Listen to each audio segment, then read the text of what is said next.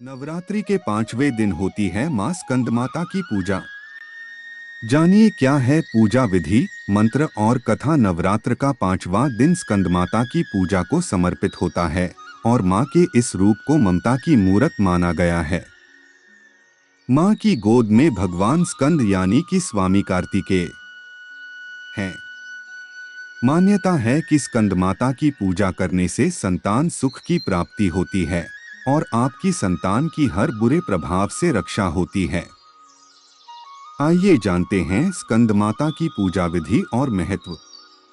मान्यता है कि स्कंदमाता की पूजा करने से मंदबुद्धि भी ज्ञानी हो जाता है। स्कंद कुमार यानी स्वामी कार्तिकेय की माता होने के कारण इन्हें स्कंदमाता नाम कहा जाता है। स्कंदमाता की गोद में उनके पुत्र स्कंद शोभायमान हैं। स्कंदमाता को मां दुर्गा का ममतामयी रूप माना गया है।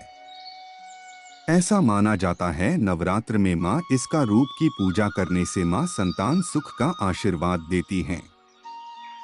ऐसा है स्कंदमाता का स्वरूप। स्कंदमाता के विग्रह में भगवान स्कंद बाल रूप में इनकी गोद में विराजित हैं। देवी की 4 भुजाएं हैं। ये दाईं तरफ की ऊपर वाली भुजा से स्कंद को गोद में लिए हैं और नीचे वाली भुजा में कमल का पुष्प सुशोभित है। बाईं तरफ ऊपर वाली भुजा में वरद मुद्रा में है और नीचे वाली भुजा में कमल पुष्प है। इनका वर्ण एकदम श्वेत और ये स्वयं कमल के आसन पर विराजमान हैं। इसलिए इन्हें पद्मासना भी कहा जाता है। सिंह इनका वाहन है। स्कंदमाता का ध्यान मंत्र सिंहासनगता नित्यं पद्माश्रित करद्वया शुभदास्तु सदा देवी स्कंद माता यशस्विनी या देवी सर्वभूतेषु मां स्कंद माता रूपेण संस्थिता। नमस्तस्य नमस्तस्य नमस्तस्य नमो नम। अर्थात वह सदैव कमल पर हाथ रखकर सिंहासन पर विराजमान रहती हैं। देवी स्कंद माता सदैव शुभता प्रदान करें। जो देवी सभी प्राणियों में स्कंद माता के रूप में मुझ में निवास करती हैं, उसे प्रणाम, उसे प्रणाम, उसे प्रणाम। शास्त्रों में स्कंदमाता की पूजा का महत्व कुछ इस प्रकार बताया गया है कि इनकी उपासना से भक्त की सारी इच्छाएं पूर्ण हो जाती हैं। भक्त को मोक्ष मिलता है। सूर्यमंडल की अधिष्ठात्री देवी होने के कारण इनका उपासक अलौकिक तेज और कांति प्राप्त करता है। ऐसे प्रकट हुई स्कंदमाता पौराणिक मान्यताओं के अनुसार स्कंदमाता मां पार्वती का ही रौद्र रूप है। इस संबंध में यह कथा बताई गई है कि एक बार कुमार कार्तिकेय की रक्षा के लिए जब माता पार्वती क्रोधित होकर आदिशक्ति रूप में प्रकट हुई तो इंद्र भय से कांपने लगे। इंद्र अपने प्राण बचाने के लिए देवी से क्षमा याचना करने लगे। चूंकि कुमार कार्तिकेय का एक नाम स्कंद भी है तो सभी देवतागण मां दुर्गा के रूप को मनाने के लिए उन्हें स्कंदमाता कहकर पुकारने लगे और उनकी स्तुति करने लगे। तभी से मां दुर्गा मां के 5वें स्वरूप को स्कंदमाता कहा जाने लगा और उनकी पूजा 5वीं अधिकष्ठात्री के रूप में होने लगी। ऐसे करें स्कंदमाता की पूजा। पूजा विधि। नवरात्रि के 5वें दिन सबसे पहले स्नान करें और स्वच्छ वस्त्र धारण करें।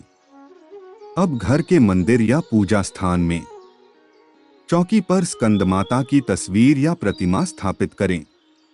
गंगाजल से शुद्धिकरण करें। फिर एक कलश में पानी लेकर उसमें कुछ सिक्के डालें और उसे चौकी पर रखें। अब पूजा का संकल्प लें। इसके बाद स्कंदमाता को रोली कुमकुम लगाएं और नैवेद्य अर्पित करें। अब धूप दीपक से मां की आरती उतारें और आरती के बाद घर के सभी लोगों को प्रसाद बांटें और आप भी ग्रहण करें। स्कंद माता को सफेद रंग पसंद है, इसलिए आप सफेद रंग के कपड़े पहनकर मां को केले का भोग लगाएं। मान्यता है कि ऐसा करने से मां निरोगी रहने का आशीर्वाद देती हैं। स्कंदमाता को वाणी की देवी भी माना गया है, इसलिए जो लोग गायन, एंकरिंग या फिर ऐसे किसी और प्रोफेशन से जुड़े हों, जिसमें आपकी आवाज का महत्व होता है, उन्हें नवरात्र में विशेष तौर पर स्कंदमाता की पूजा करनी चाहिए। जिन्हें गले में किसी प्रकार की तकलीफ या वाणी दोष है, उन्हें गंगाजल में 5 लवंग मिलाकर स्कंदमाता का आचमन कराना चाहिए। माता का भोग और भेंट स्कंदमाता को भोग स्वरूप केला अर्पित करना चाहिए। माँ को पीली वस्तुएं प्रिय होती हैं, इसलिए केसर डालकर खीर बनाएं और उसका भी भोग लगा सकते हैं। नवरात्र के 5वें दिन लाल वस्त्र में सुहाग की सभी सामग्री लाल फूल और अक्षत के समेत मां को अर्पित करने से महिलाओं को सौभाग्य और संतान की प्राप्ति होती है।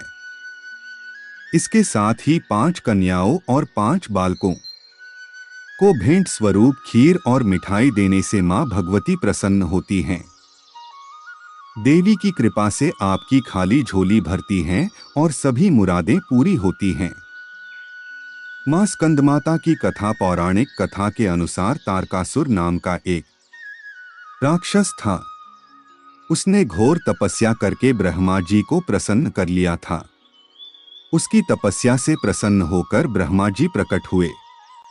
राक्षस तारकासुर ने ब्रह्मा जी से अमर होने का वरदान मांगा, जिस पर ब्रह्मा जी ने उसे कहा कि ऐसा संभव नहीं है, क्योंकि जन्म लेने वाले हर प्राणी का अंत निश्चित है। ये सुनकर तारकासुर निराश हो गया, लेकिन उसने बड़ी ही चालाकी से पुनः वरदान मांगा कि उसकी मृत्यु सिर्फ भगवान शिव के पुत्र के हाथों ही हो। ऐसा वरदान मांगने के पीछे उसकी ये सोच थी कि उसे लगता था कि भगवान शिव तो कभी विवाह करेंगे नहीं, तो उनका पुत्र भी नहीं होगा। इस तरह से वो हमेशा के लिए अमर हो जाएगा। ब्रह्मा जी ने उसे ये वरदान दे दिया। वरदान पाते ही उसने लोगों के ऊपर भीषण हिंसा और अत्याचार करना शुरू कर दिया। उसके अत्याचारों से लोगों के अंदर एक भय पैदा हो गया। फिर सभी पीड़ित भगवान शिव के पास गए और भगवान से तारकासुर के अत्याचारों से मुक्ति दिलाने की प्रार्थना की। ध्यान वंदे वांछित कामार्थे चंद्रार्धकृत शेखरा सिंहरूढ़ा चतुर्भुजा स्कंदमाता यशस्वनी धवलवर्णा विशुद्ध चक्रस्थितो पंचम दुर्गा त्रिनेत्रम अभय पद्म युगम करा दक्षिण उरु पुत्रधाम भजेम पटांबर परिधाना मृदुहास्या नानालकार भूषिता मंजीर हार केयूर किंकिनी रत्न कुंडल धारिणीम प्रफुल्ल वंदना पलवांधरा कांत कपोला पीन पयोधा कमनिया लावण्या चारु त्रिवली नितंबनीम, अर्थात मैं उनको नमस्कार करता हूँ जिनकी अभीष्ट कामनाओं की पूर्ति के लिए शिखर आधे चंद्रमा का बना हुआ है। सिंह पर सवार स्कंद की चतुर्भुजी मां 5वीं दुर्गा श्वेतवर्ण पवित्र चक्र में विराजमान 3 नेत्र वाली हैं। मैं दाहिनी जांघ पर स्थित उस निर्भय कमल जोड़े वाले हाथ की पूजा करता हूँ जो पुत्रों को धारण करता है। वह मंद मुस्कान के साथ रेशमी वस्त्र पहने और विभिन्न आभूषणों से सुसज्जित थी। उसने एक चेन, हार, बाजूबंद, पेंडेंट और रत्न की बालियां पहनी थीं। खिलती हुई वंदना, पंखुड़ी जैसे होंठ, प्यारे गाल, मोटे स्तन।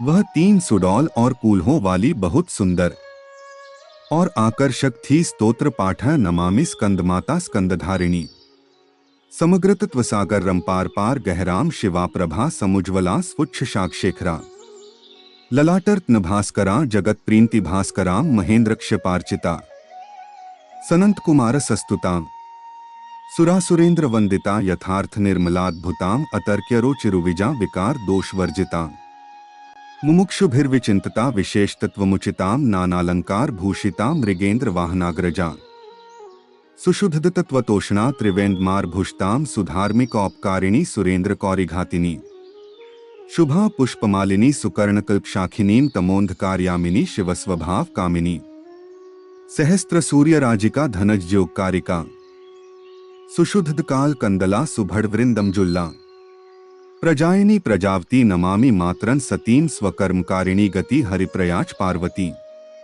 अनंत शक्ति कांतिदा यशो अर्थभुक्ति मुक्तिदाम पुनः पुनर्जगद्विता नमाम्यहं सुरार्चिताम जयेश्वरी त्रिलोचने प्रसीद देवी पाहि माम, अर्थात स्कंद को धारण करने वाली स्कंदमाता को मैं नमस्कार करता हूँ। सभी प्राणियों का सागर अनंत रूप से गहरा है। वह शिव की चमक से चमक रही थी और उसका शिखर बिल्कुल साफ था। उसके माथे पर रत्नों का सूरज, दुनिया के आनंद का सूरज। महेंद्र और कश्यप द्वारा पूजित तथा सानंद कुमार के स्वाद से प्रशंसा, देवताओं और राक्षसों के राजाओं द्वारा पूजी जाने वाली। वह वास्तव में शुद्ध और अद्भुत थी। वे अतार्किक रूप से रुचिकर होते हैं और परिवर्तन तथा दोषों से रहित होते हैं। मुक्ति चाहने वाले उचित विशेष तत्व का चिंतन करते हुए वह विभिन्न आभूषणों से सुसज्जित थी और सिंह की बड़ी बहन थी। वे शुद्ध तत्वों को तृप्त करते हैं और त्रिवेंदा की शोभा बढ़ाते हैं। उसने धर्मियों की सहायता की और देवताओं के राजाओं की गायों को मार डाला। वह सुकर्ण कल्प के समान पुष्पों की माला और शाखाओं से सुशोभित थी। वह अंधकार का अंधकार और भगवान शिव का स्वरूप है। वह हजारों सूर्यों का राजा है और धन और योग का स्रोत है। शुद्ध काले केले सुंदर कलियों का एक गुच्छा है। मैं बच्चों को जन्म देने वाली उस पतिव्रता माँ को शत शत नमन करता हूँ। वानर ने पार्वती से अपने कर्तव्यों का पालन करने के लिए उनकी गति पूछी। वह अनंत शक्ति, तेज, प्रसिद्धि, धन, भोग और मुक्ति प्रदान करती है। देवताओं द्वारा पूजित दोनों लोकों को मैं बार बार नमस्कार करता हूँ। हे विजय की 3 नेत्रों वाली देवी, इस देवी पर दया करो माँ। स्कंदमाता की आरती। जय तेरी हो स्कंदमाता, 5वां नाम तुम्हारा आता, सबके मन की जानन हारी जग जननी सबकी महतारी। तेरी ज्योत जलाता रहूं मैं, हरदम तुम्हें ध्याता रहूं मैं। कई नामों से तुझे पुकारा, मुझे एक है तेरा सहारा। कहीं पहाड़ों पर है डेरा, कई शहरों में तेरा बसेरा। हर मंदिर में तेरे नजारे गुण गाएं। तेरे भगत प्यारे भक्ति अपनी मुझे दिला दो। शक्ति मेरी बिगड़ी बना दो। इंद्र आदि देवता मिल सारे करे पुकार, तुम्हारे द्वारे दुष्ट दैत्य जब चढ़कर आए। तुम ही खंडा हाथ उठाए, दासों को सदा बचाने आई। चमन की आस पुजाने आई।